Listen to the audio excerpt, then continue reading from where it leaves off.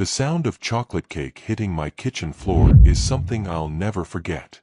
Not because it was loud, it wasn't, but because of the silence that followed. That thick, suffocating silence where you realize your whole life just shifted under your feet like loose gravel.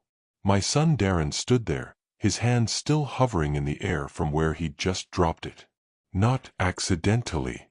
Deliberately. He looked me dead in the eye and said, "Here, Dad. Why don't you eat it off the floor? You're always so humble." Then he laughed. His wife Marissa laughed too, that sharp little snicker that makes your skin crawl. And my grandson Tyler, 10 years old, he thought it was the funniest thing he'd ever seen. The three of them stood in my kitchen, the one my late wife Clara picked out the tiles for, and they laughed at me like I was some kind of joke. I'm 64 years old. I've worked my fingers raw for 38 years to build something solid. I buried the woman I loved 6 years ago and still wake up reaching for her side of the bed. I've given my son everything: down payments, car loans, bailouts when his business ideas crashed and burned. And this was my birthday. Hi viewers, kindly tell us where you're watching from and what time it is. Warm welcome to the family. Enjoy the story. I'd spent hours cooking that night. Clara's roast recipe, the one Darren used to beg for when he was little. I even baked that cake myself, wrote, "Happy birthday, Dad," in crooked letters with icing that didn't quite cooperate. It wasn't fancy. It didn't need to be. I thought maybe they'd see the effort. Maybe they'd remember I was still their father, not just an ATM with a pulse. They showed up 2 hours late. No apology. Marissa walked in wearing heels that could puncture steel, scrolling through her phone like my home was a waiting room.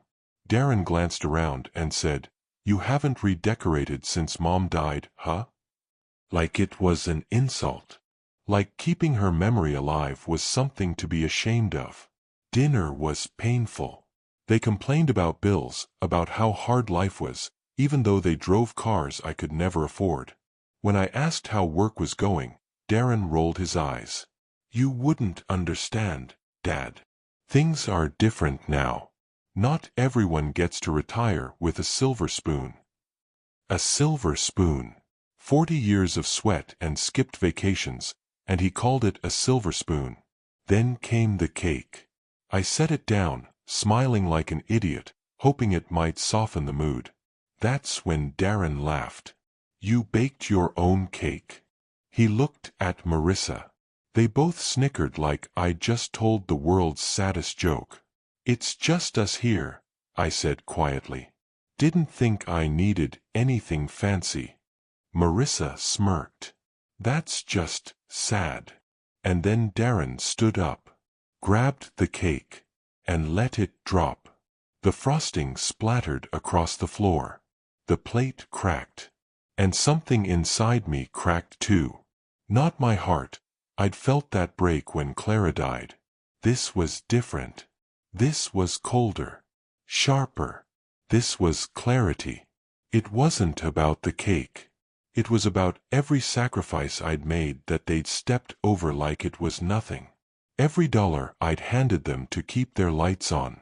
Every time I'd smiled through their disrespect because I thought that's what fathers were supposed to do. They left 20 minutes later. Didn't help clean up. Didn't say thank you. Just walked out into the night like they'd done me a favor by showing up at all. I sat alone in that kitchen, staring at the mess on the floor, and I realized something that should have been obvious years ago. My son didn't see me as a father anymore. He saw me as a fool. A wallet with a heartbeat. And if he could do this to me while I was still breathing, what would he do when I was gone? That's when the anger stopped being hot and started being cold. Calculated. Dangerous.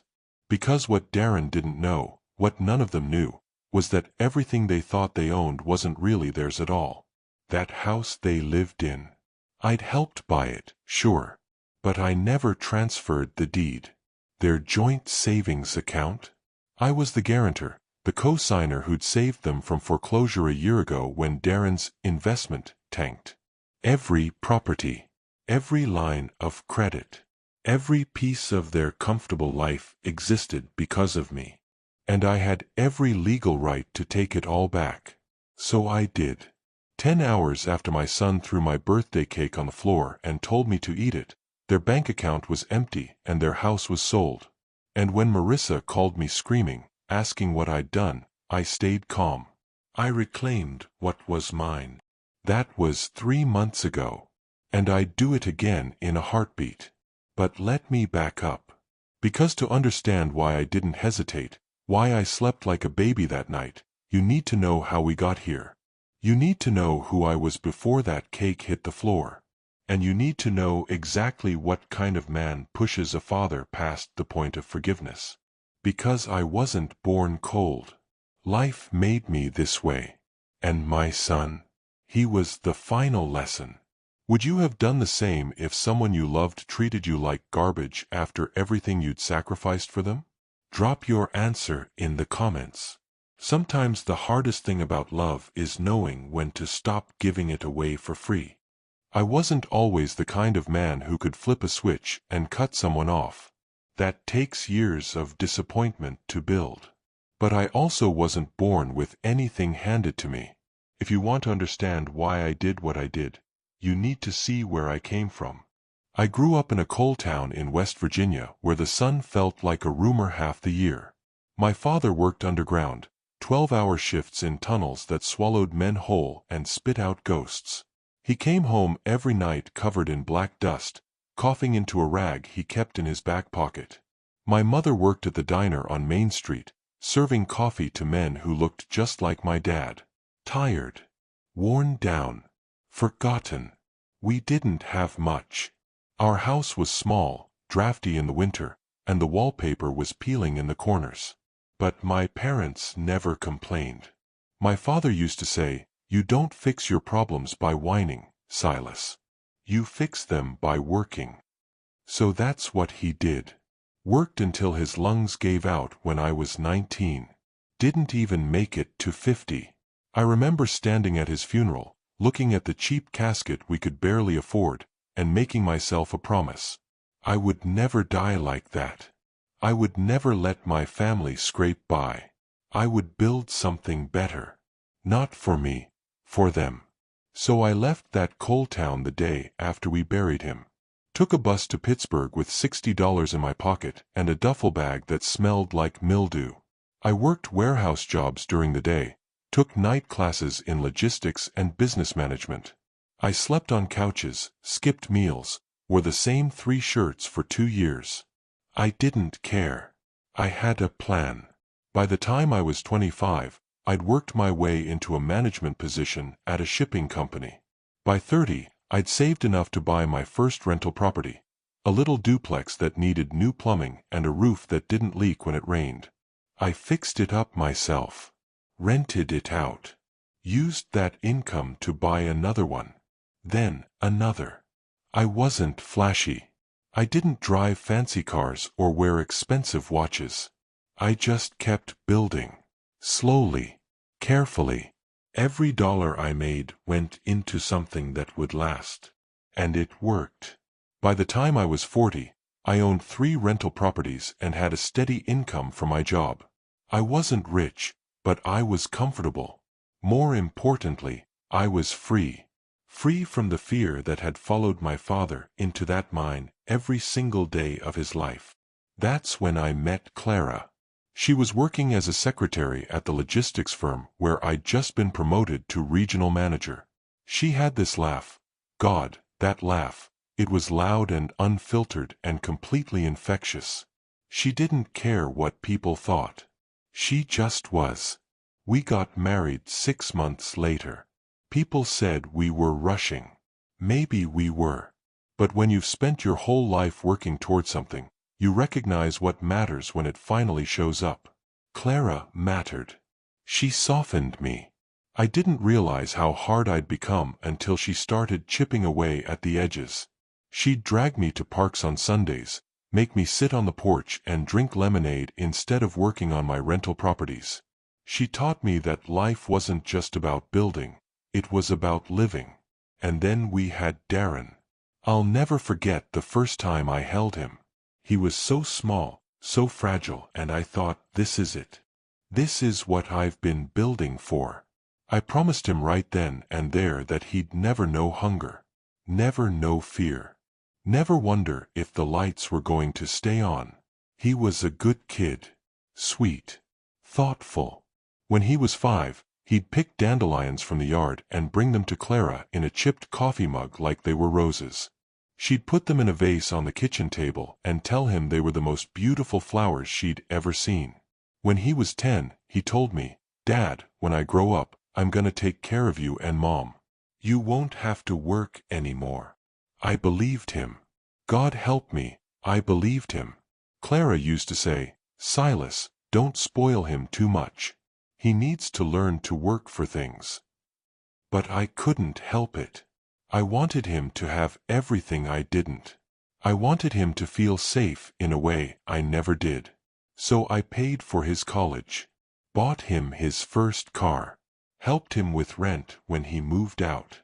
I told myself I was being a good father, that I was breaking the cycle of struggle my own father had been trapped in.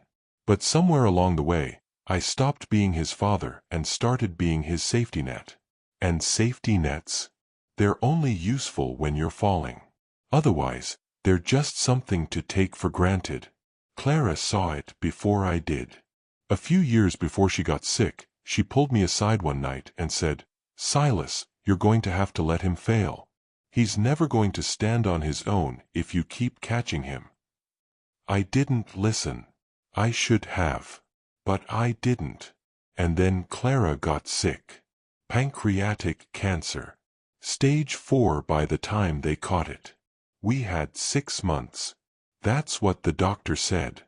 6 months to say goodbye to the woman who'd made my life worth living. Darren barely visited. He was busy with work, he said. Stressed out. Clara would sit in her hospital bed, staring at the door, waiting for him to walk through it. Most days, he didn't. The day she died, I was holding her hand. It was just the two of us. Darren showed up 2 hours later, smelling like cologne and excuses. He hugged me, said all the right things, and then asked if I needed help sorting out her finances. I should have known then. But grief makes you stupid. It makes you desperate for connection, even when that connection is rotting from the inside. After Clara passed, my world shrank. The house felt too big, too quiet. I'd wake up in the middle of the night and forget she was gone. I'd reach for her side of the bed and feel nothing but cold sheets. Darren and Marissa became my only family. So I held on. I ignored the red flags. The late-night calls asking for money.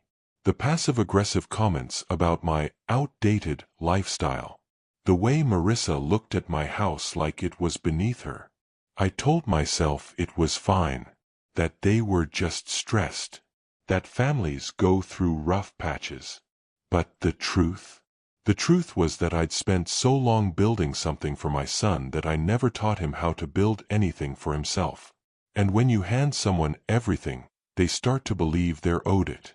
Clara tried to warn me.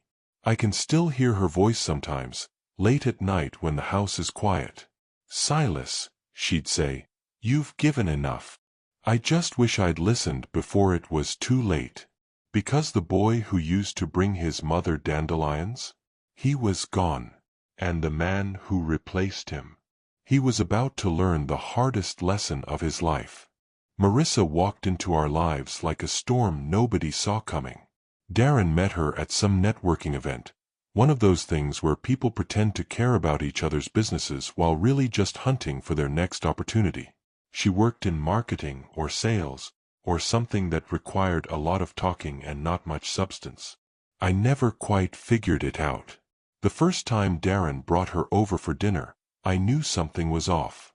Clara and I had set the table, cooked a nice meal, nothing fancy, just meatloaf and mashed potatoes, and when Marissa walked in, she looked around like she'd just stepped into a museum exhibit titled, "How Poor People Used to Live." "Oh," she said, her voice dripping with fake sweetness. This is your house? It's cozy. Clara caught my eye across the table. We both knew what that meant. Small. Old. Beneath her standards. But Darren was smitten. He couldn't take his eyes off her.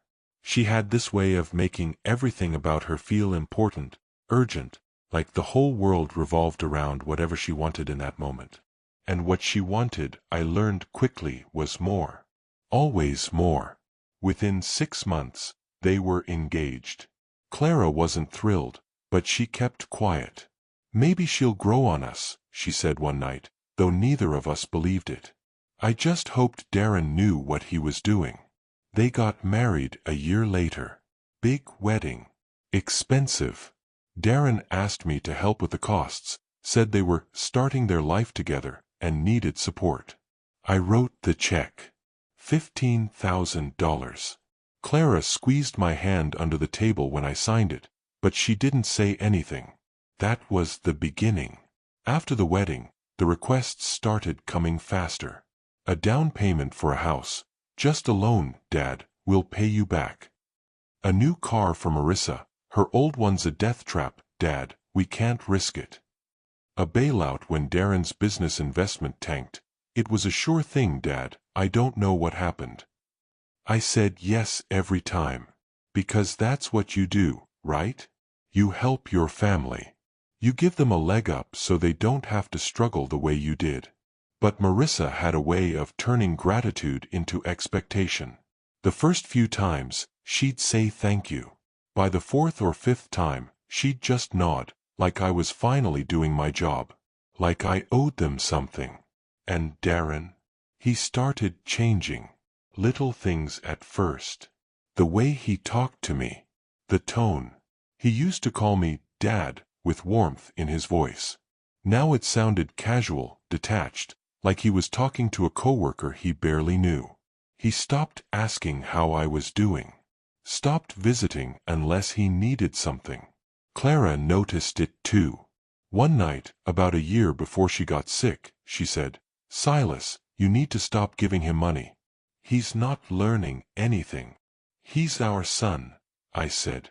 "What am I supposed to do, let him fail?" "Yes," she said, her voice soft but firm. "That's exactly what you're supposed to do." But I didn't listen. I kept helping, kept writing checks, kept telling myself I was being a good father. Marissa, meanwhile, had her claws in deep. She had this way of talking to Darren, planting little seeds of resentment. I'd hear snippets of their conversations when they thought I wasn't listening. Things like, "Your dad has all that money just sitting there. Why shouldn't we benefit from it? We're family." Or, "He's going to leave it all to you anyway. Why make us wait?" That one hit me like a punch to the gut. Because it wasn't about love anymore. It wasn't about family. It was about money. About what they thought they were owed. Clara got sicker. The treatments weren't working. And while I was sitting in hospital rooms, holding her hand, trying to memorize the sound of her voice, Darren and Marissa were planning their next move. I didn't see it then. But looking back, it's so obvious it hurts. The week Clara died, Darren called me twice. Once to ask if I'd paid off the remaining balance on their car loan, just trying to get ahead of things, Dad, and once to ask if I'd updated my will recently. I should have hung up. Should have told him to go to hell. But I was drowning in grief, and I needed to believe that my son still cared. That somewhere underneath the greed and the entitlement, there was still a shred of the boy who used to bring his mother dandelions. After the funeral, things got worse. Darren barely called unless he needed money.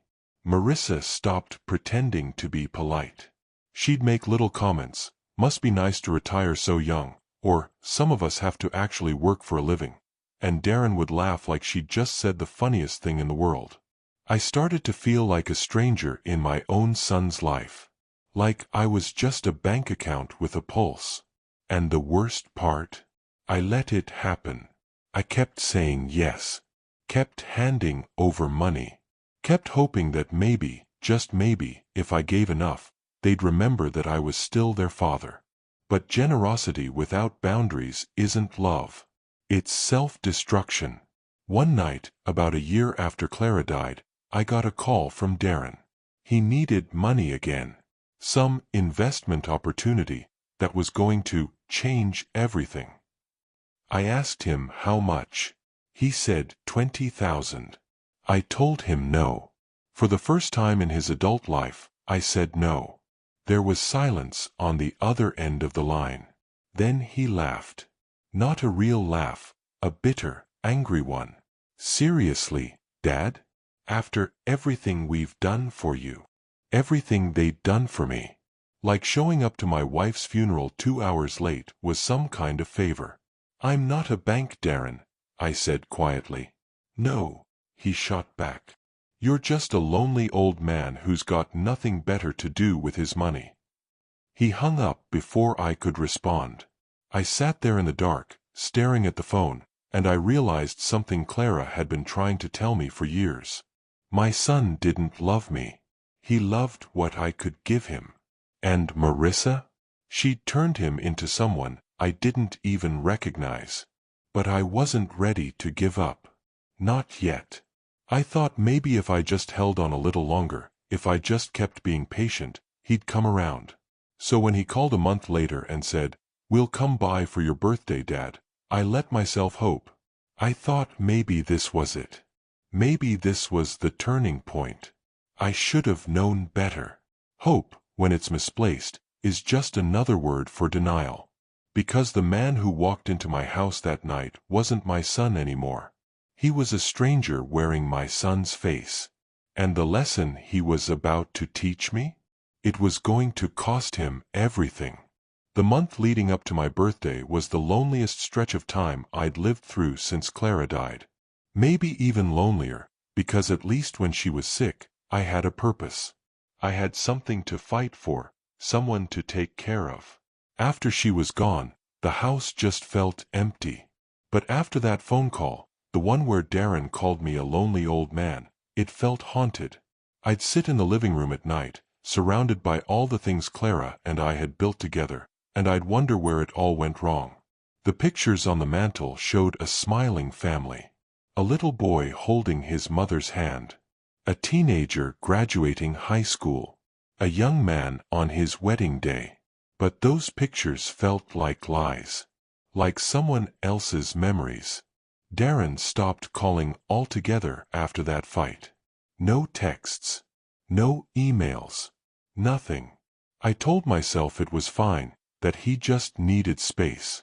But deep down, I knew the truth. He was punishing me. For saying no. For daring to set a boundary after decades of saying yes to everything. Marissa, I'm sure, was thrilled. She'd probably been waiting for an excuse to cut me out completely. I was just the old man with the outdated house and the outdated values. The obstacle standing between her and whatever inheritance she thought was coming. I thought about reaching out. Picking up the phone. Apologizing for something I shouldn't have had to apologize for.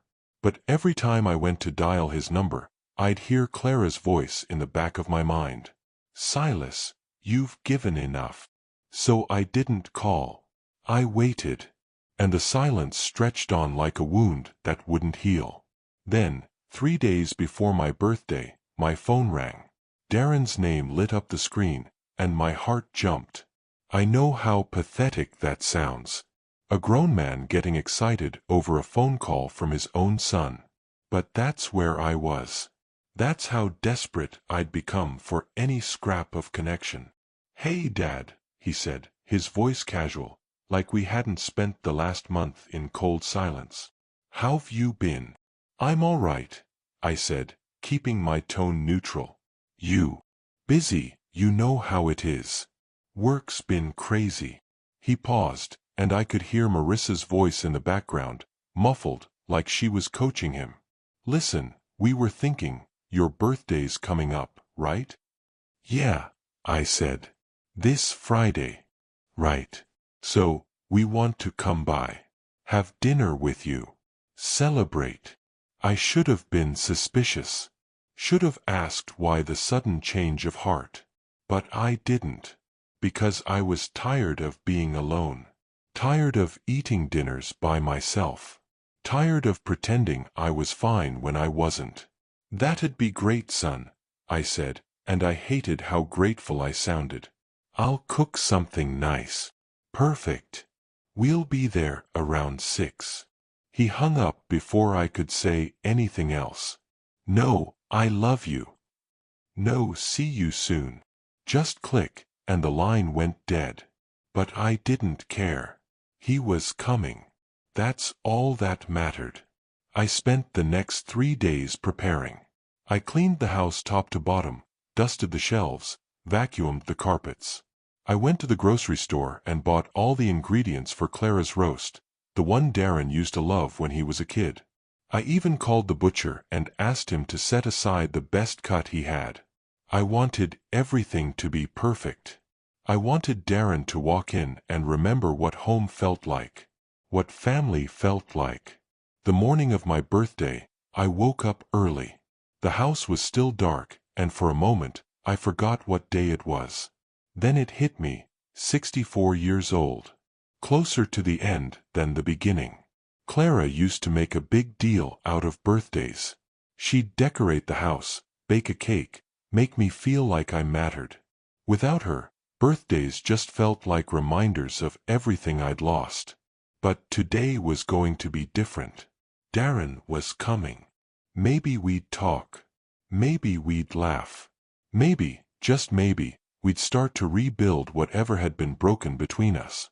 I spent the afternoon in the kitchen. The roast went into the oven, slow and low, just the way Clara used to do it. The smell filled the house, garlic, rosemary, butter, and for a moment it felt like she was still here. Like I wasn't alone. Then I decided to bake a cake. I'm not a baker. Never have been. But I wanted to do something special, something homemade.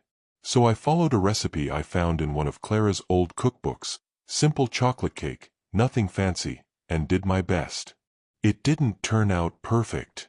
The frosting was uneven, and the letters I wrote in icing, "Happy Birthday, Dad," were crooked and a little messy. But I didn't care. It was made with effort, with love. And I thought that's what mattered. By 5:30, everything was ready.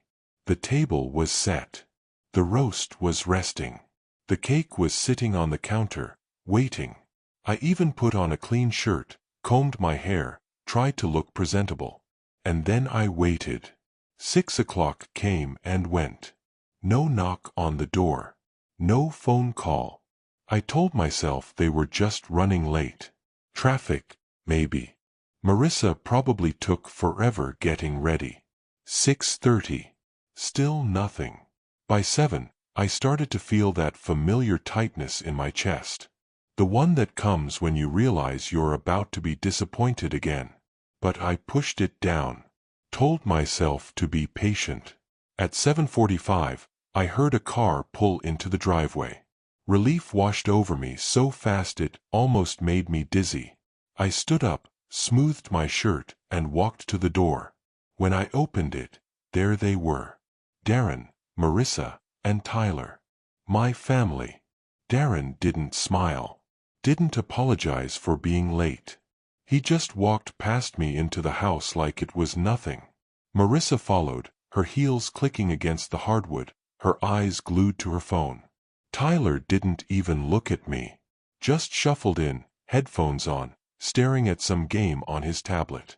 "Hey, Dad," Darren said, glancing around. "You haven't redecorated since Mom died, huh?" It wasn't a question. It was a judgment. And it stung worse than I expected. "Some things don't need changing," I said quietly. He shrugged. Marissa smirked. And just like that, I knew. This wasn't going to be the night I'd hoped for.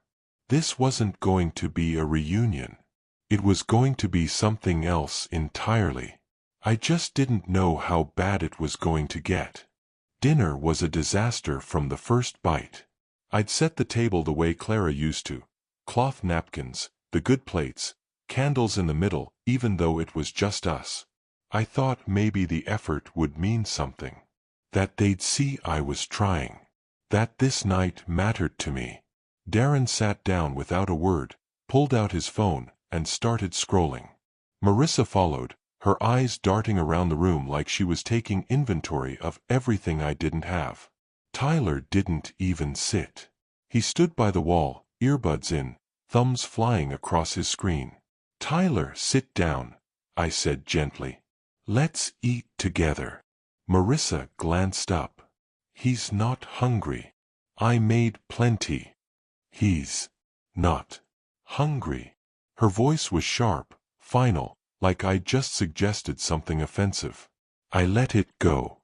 Didn't want to start a fight before we'd even eaten. I brought the roast out, set it on the table. It looked perfect. Golden brown, juices running clear, the smell filling the room. I'd worked on this for hours. I carved it carefully, plated it, passed it to Darren. He looked at it like I'd just served him roadkill. "This is what we're having," he said. "It's your mother's recipe," I said. "You used to love it." He didn't respond. Just poked at it with his fork like he was checking for something wrong. Marissa took one bite, chewed slowly, and set her fork down. "It's dry," she said. It wasn't. I knew it wasn't. But I didn't argue. "So, Dad," Darren said, leaning back in his chair, "still living off those rental properties?" There was something in his tone. Something cold. "They've been good to me," I said carefully. "Kept me comfortable."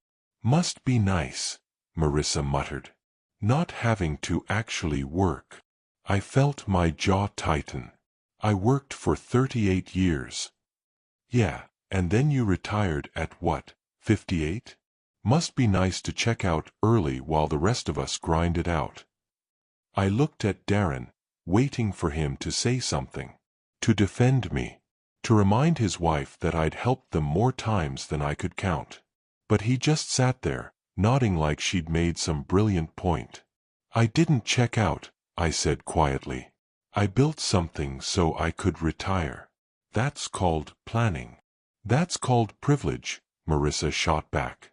The word hit me like a slap. Privilege.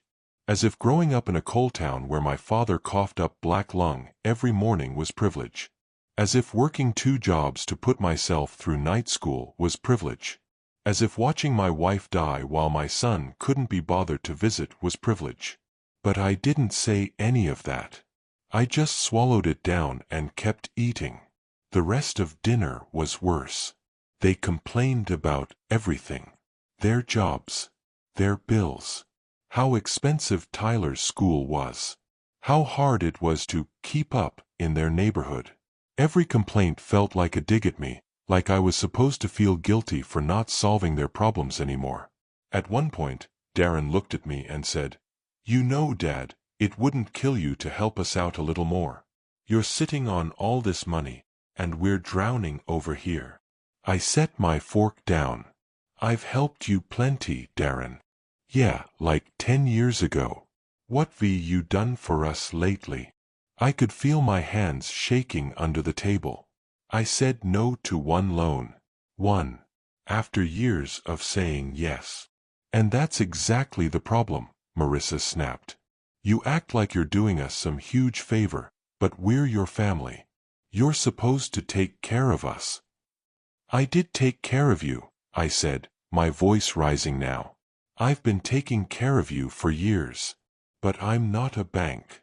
I'm your father." Darren laughed. Not a real laugh. A bitter, mocking one. "Yeah, well, maybe you should have been a better one." The room went silent. Even Tyler looked up from his game. I stared at my son, this man I'd raised, this person I'd sacrificed everything for, and I didn't recognize him. The boy who used to bring his mother flowers was gone. In his place was someone cruel. Someone empty. I stood up. Walked to the counter. Brought out the cake. I thought maybe this would help. Maybe seeing something homemade, something I'd put effort into, would remind them that I still cared, that I was still trying. I set it down in front of Darren. The crooked letters, the uneven frosting. It wasn't perfect, but it was mine. Darren stared at it. Then he started laughing. Hard. Like it was the funniest thing he'd ever seen. "You baked your own cake," he said between laughs. Marissa joined in. That sharp, cruel laugh that made my skin crawl. "It's just us here," I said quietly. "Didn't think I needed anything fancy." Marissa wiped her eyes, still giggling. "That's just sad." And then Darren stood up, reached across the table, grabbed the cake, and dropped it. The plate shattered. Frosting splattered across the floor. Chocolate smeared into the tiles Clara had picked out 20 years ago. "Here, Dad," he said, looking me dead in the eye. "Why don't you eat it off the floor? You're always so humble." Tyler laughed. Marissa smirked. And I just stood there, frozen. It wasn't about the cake. It was about everything. Every sacrifice. Every late night. Every dollar I'd handed them. Every time I'd put them first. All of it, reduced to frosting on the floor. They left 10 minutes later. Didn't help clean up. Didn't apologize. Just walked out like they'd done nothing wrong. I stood alone in that kitchen, staring at the mess, and something inside me shifted. The grief I'd been carrying since Clara died, the loneliness, the desperation for connection, all of it hardened into something else. Clarity. Because for the first time in years, I saw the truth. My son didn't love me. He tolerated me. And when I was gone, he'd take everything I'd built and forget I ever existed. But what he didn't know, what none of them knew, was that I still controlled everything. The house they lived in. Technically mine. The savings account they relied on. Co-signed by me. Every piece of their comfortable life existed because I'd allowed it. And at midnight, I was going to take it all back. After they left, I didn't move for a long time. Just stood there in the kitchen, staring at the cake on the floor. The frosting had smeared into the grout lines between the tiles, the same tiles Clara had spent an entire Saturday picking out because she wanted them to be perfect. She'd held up sample after sample, asking me which one I liked better, and I told her they all looked the same. She'd laughed and said, "That's why I'm in charge of decorating."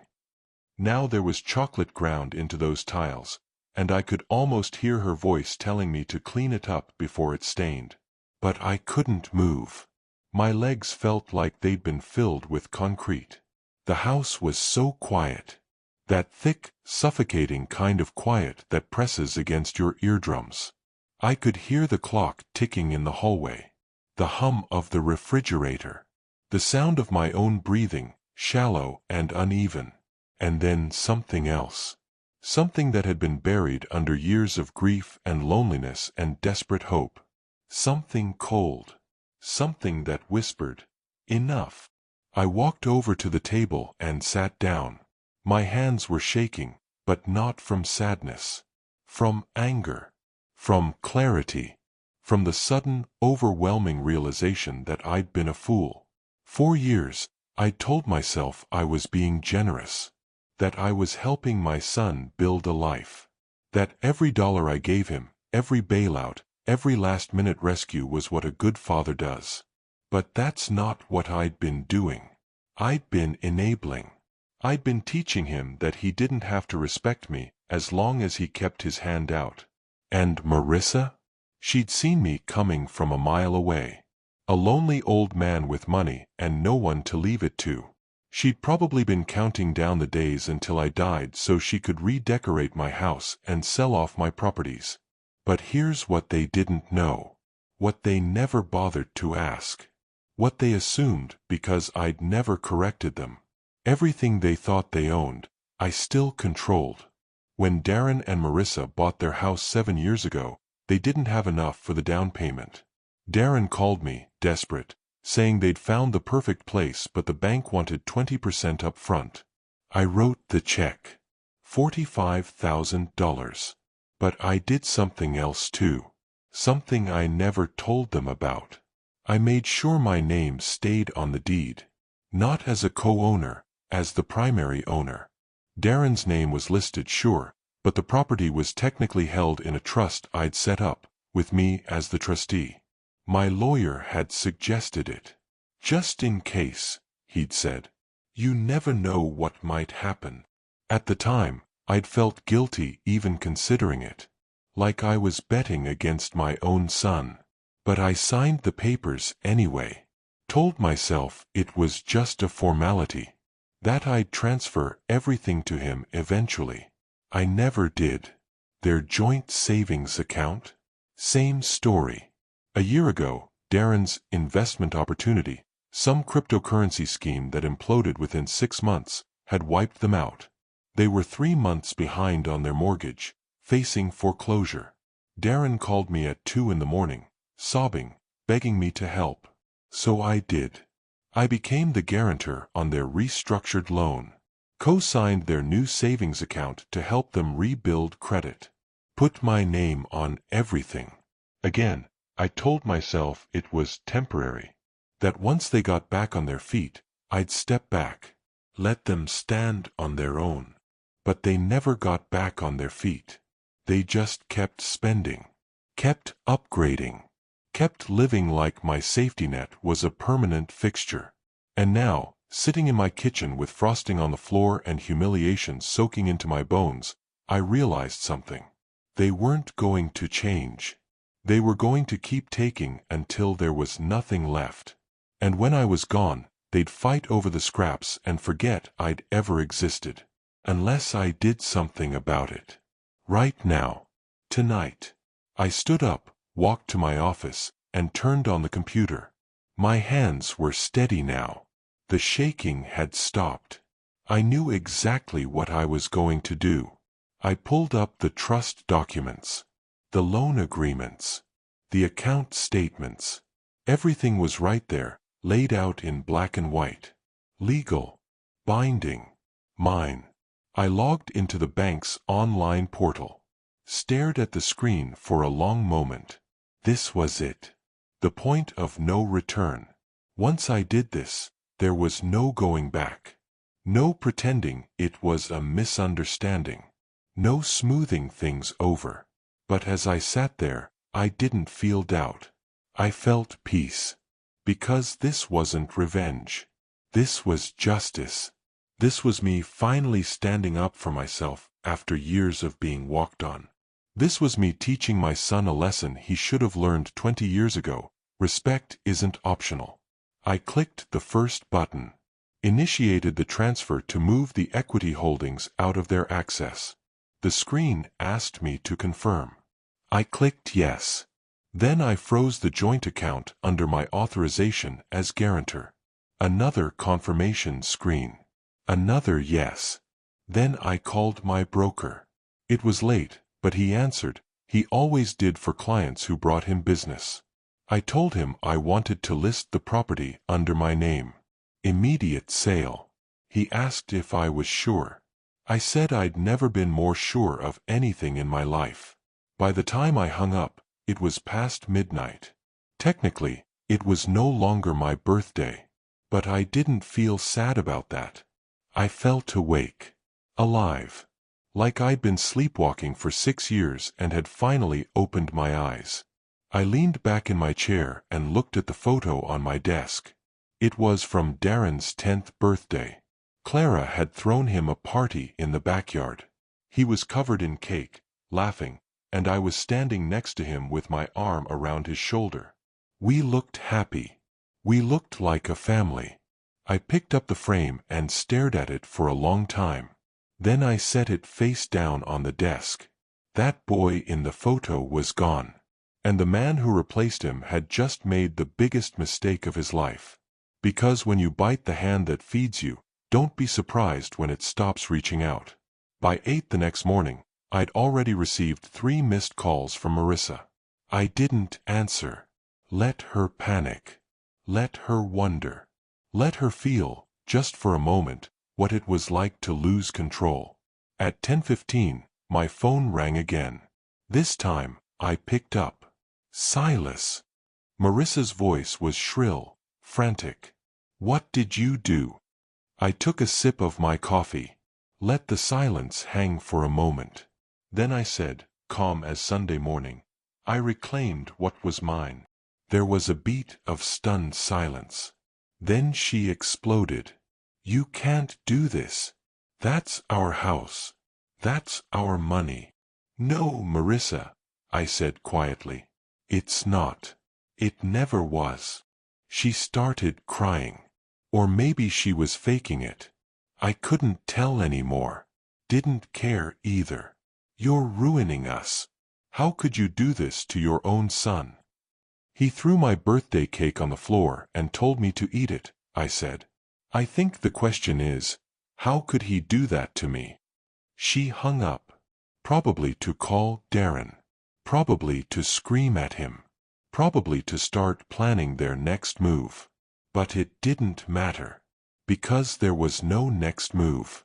Everything was already done. Legal. Final. Irreversible. I sat there in the quiet of my kitchen, the morning light streaming through the window, and for the first time in 6 years, I smiled. Not because I'd hurt them, but because I'd finally stopped hurting myself. 3 days passed before I heard anything else. 3 days of peace. 3 days where I woke up without dread in my chest. 3 days where I didn't check my phone every 5 minutes, hoping for a message that never came. I spent that time putting my house in order. Not the physical house, that was fine. I meant my life.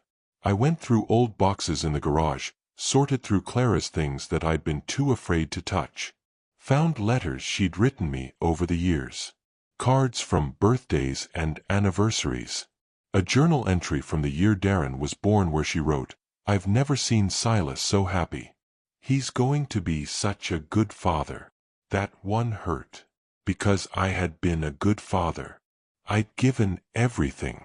And somehow, it still wasn't enough. But I didn't let myself spiral. I read the letters, cried a little, and then packed them away in a box labeled, Clara, keep forever. Then I cleaned out the rest. Donated clothes.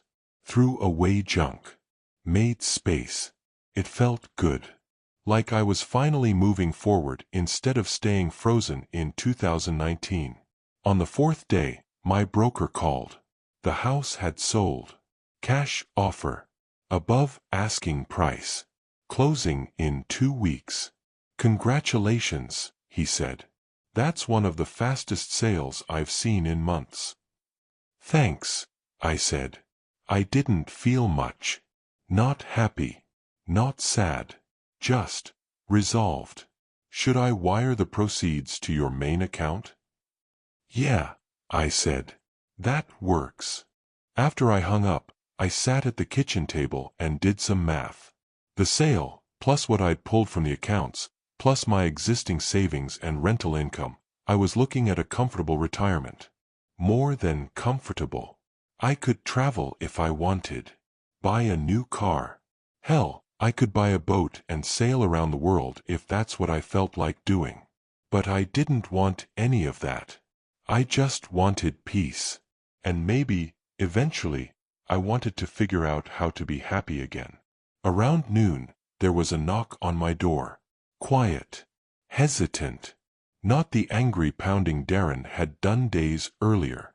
I opened it to find a woman standing there. Mid-40s, maybe. Professional looking. She smiled politely. Mr. Gentry? That's me. I'm Angela Morrison.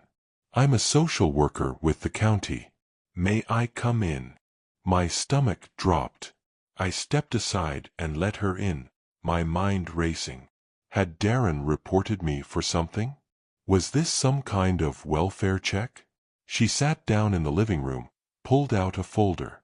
I want to be upfront with you, Mr. Gentry.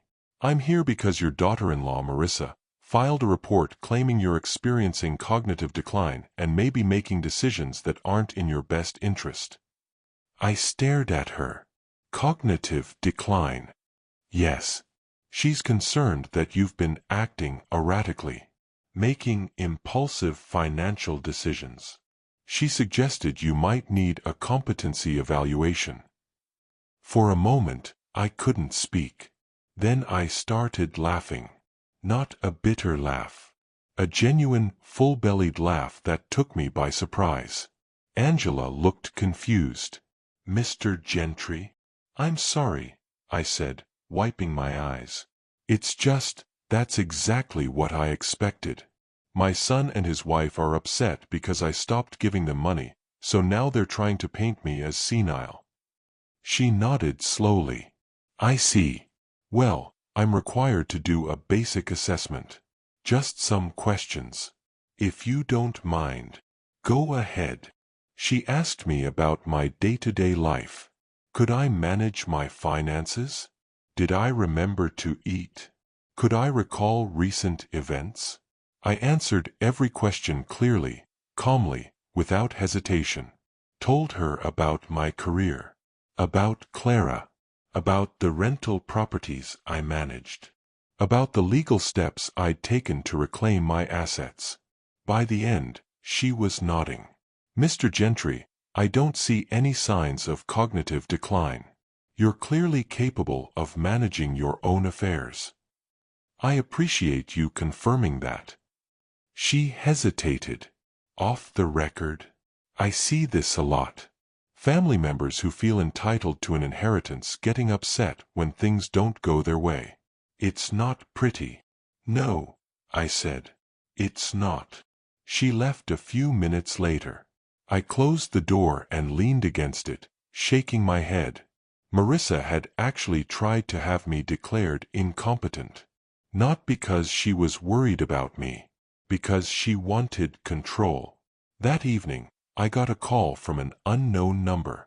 I almost didn't answer, but something made me pick up. Dad. It was Tyler. My grandson. His voice was small, uncertain. Tyler, I said, my chest tightening. Hey, buddy.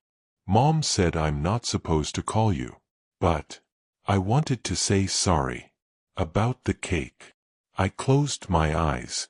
Felt the sting of tears I'd been holding back for days. It's okay, Tyler. It's not, he said. It was mean.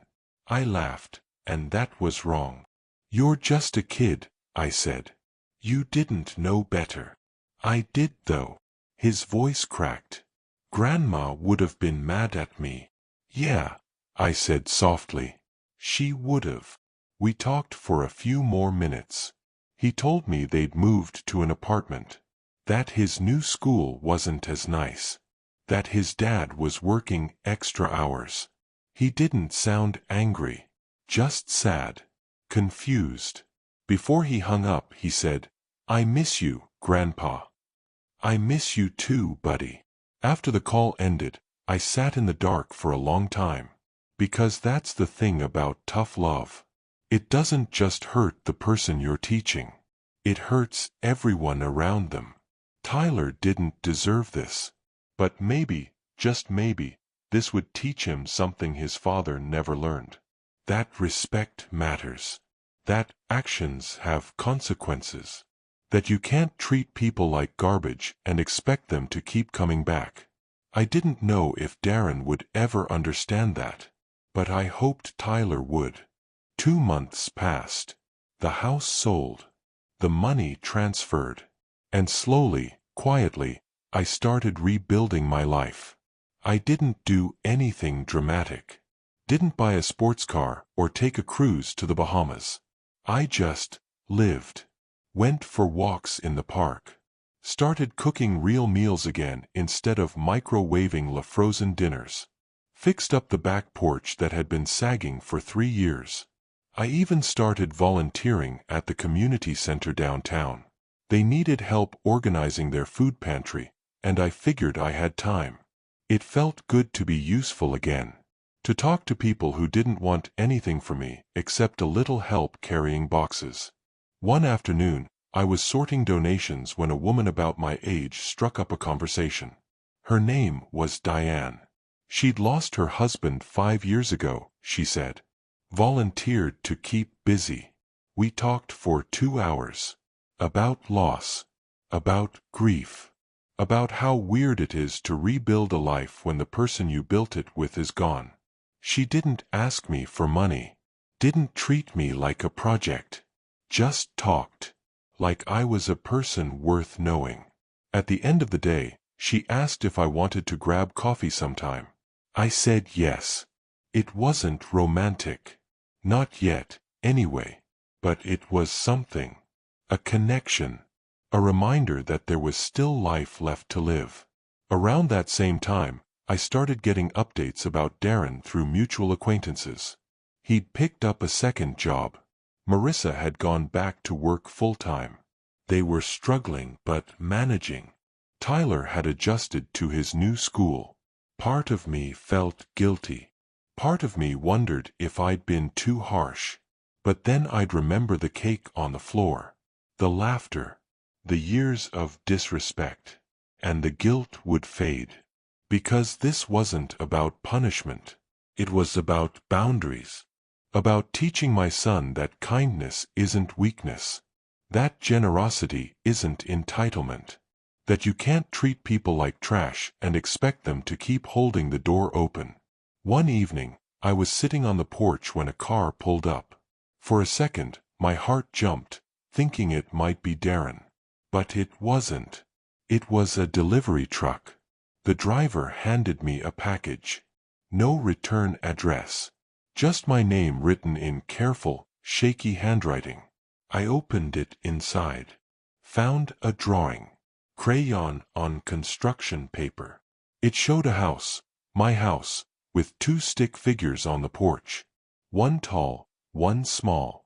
At the bottom, in Tyler's handwriting, I miss you, Grandpa. Love, Tyler. I held that drawing for a long time, stared at those stick figures, and I made a decision. I wasn't going to reach out to Darren. That bridge was burned, and I wasn't going to rebuild it.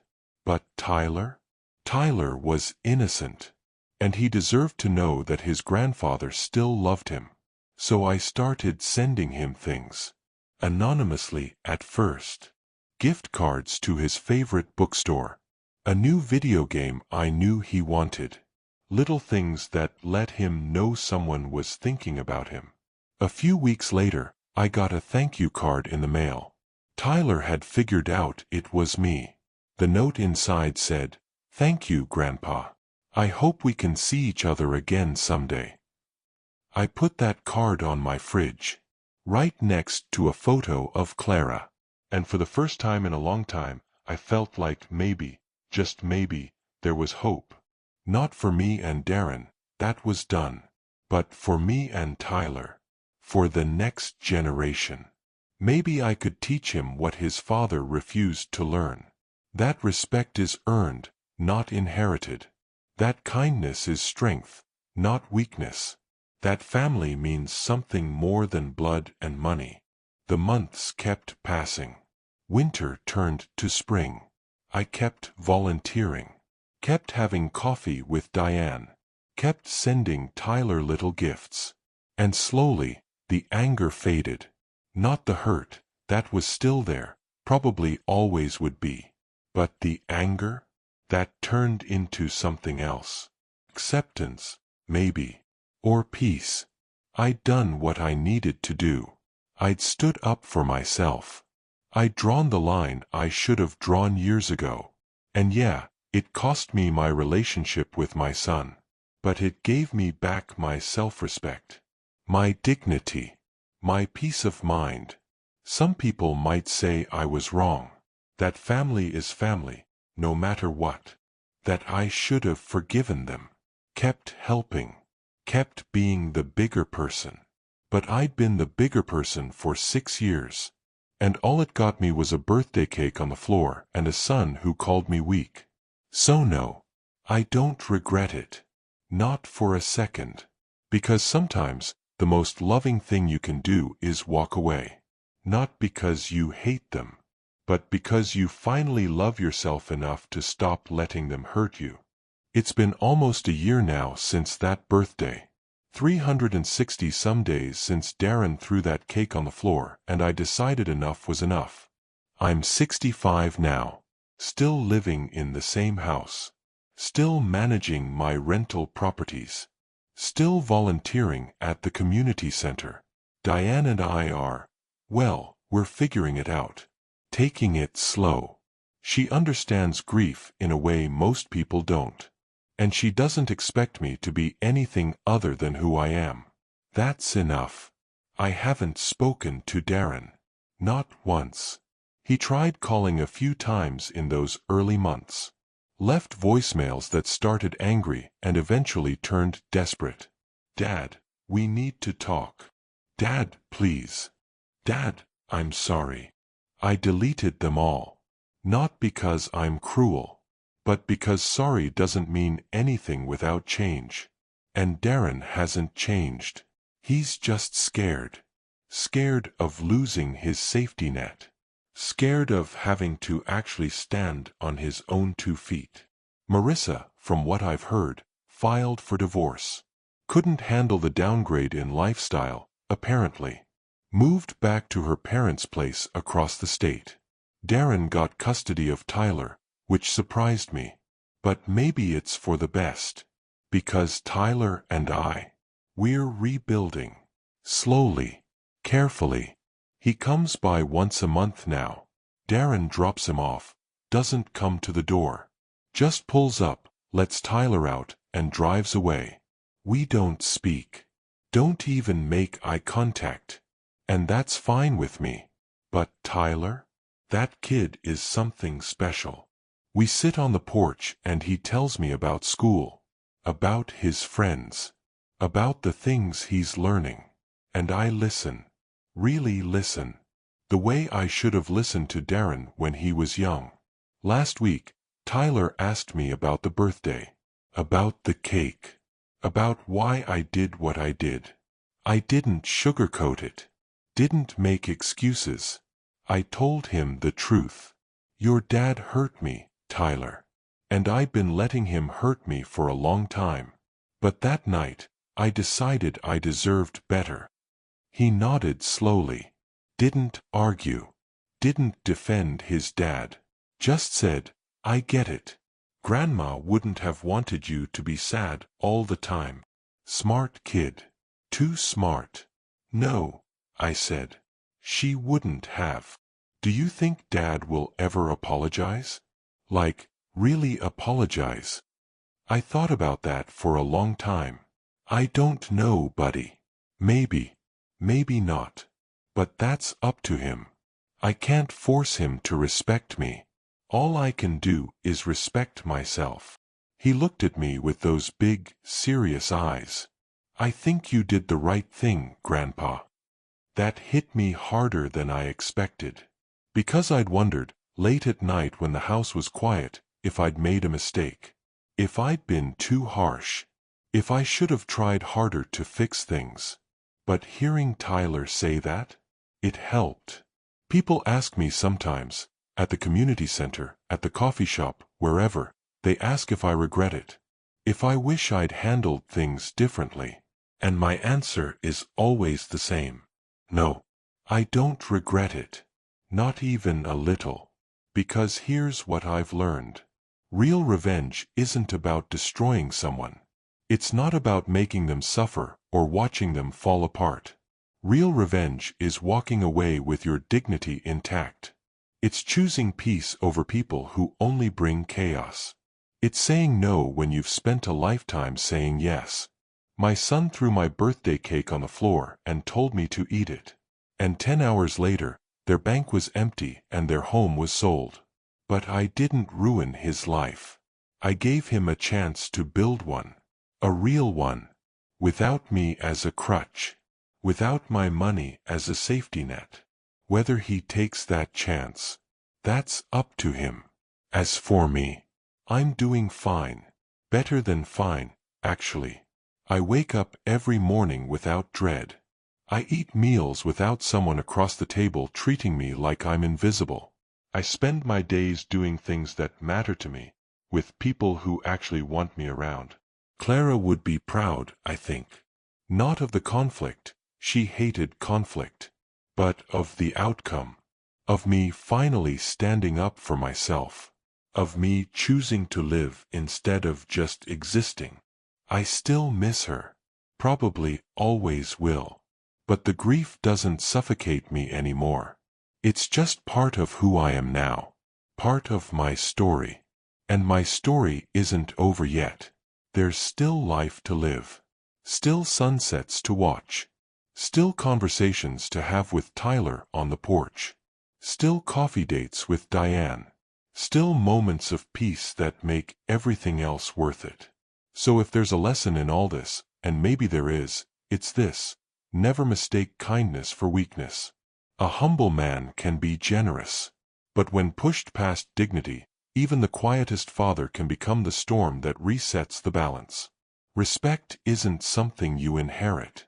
It's something you earn. And when you lose it, sometimes you can never get it back. My phone rings sometimes. Darren's name lights up the screen. And every time, I let it go to voicemail. Not out of spite, but out of self-preservation. Because I've learned that some bridges need to burn so you can stop crossing back into places that hurt you. Last night, Tyler called. Said his dad wanted to talk to me. Wanted to try to make things right. I told Tyler I'd think about it. And I will. But I'm not making any promises. Because forgiveness without accountability is just enabling. And I'm done enabling. If Darren wants back in my life, he's going to have to earn it. Not with words. With actions. With time. With proof that he's learned what I tried to teach him all those years ago. And if he never does, if he never comes around, that's okay too. Because I'm finally at peace with the idea that I can't save someone who doesn't want to be saved. I can't love someone into respecting me. I can't sacrifice myself hoping they'll eventually see my worth. All I can do is live my life. Love the people who love me back. And protect my peace like it's the most valuable thing I own. Because it is. So yeah. My son threw my birthday cake on the floor. And I walked away from a lifetime of one-sided love. And you know what? I'd do it again in a heartbeat. If this story touched your heart, if it made you think about your own boundaries and relationships, make sure to like, comment, and subscribe. Share your thoughts in the comments. Have you ever had to make a tough choice to protect your peace? Your story might inspire someone else who needs to hear it. Turn on notifications so you don't miss the next story. Remember, respect is earned, not inherited. And sometimes, the bravest thing you can do is walk away. Until next time, take care of yourself. You deserve it.